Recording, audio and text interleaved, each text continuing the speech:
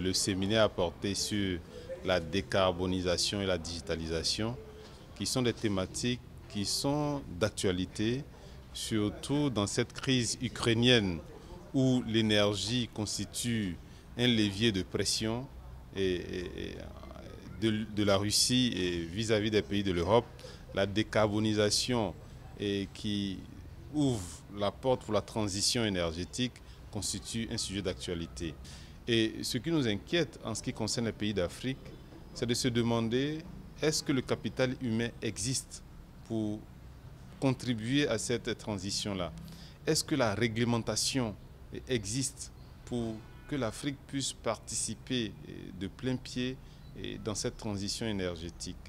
Et comme l'a dit l'orateur, nous avons raté la révolution industrielle, nous avons raté la révolution verte, allons-nous à nouveau rater la transition énergétique ou la digitalisation? Et telles sont les problématiques que nous avons abordées ce jour. Et nous pensons que c'est le moment pour l'Afrique de se réveiller, de prendre des dispositions afin que nous puissions former du personnel et avoir le capital humain nécessaire et prendre des dispositions pour encadrer et réglementer ces secteurs dans nos pays. Bon, la raison de ma présence ce matin, c'est par rapport à la thématique portant sur la gestion des ressources naturelles et aussi les chocs de prix de ces ressources. Donc c'est un sujet sur lequel moi-même je travaille, donc ça m'intéresse particulièrement et ajouter aussi c'est un sujet qui est d'actualité et très très important. Nous avons retenu quand même beaucoup d'informations essentielles, à savoir que les chocs de prix ont un effet qui diffère en fonction des régimes d'État.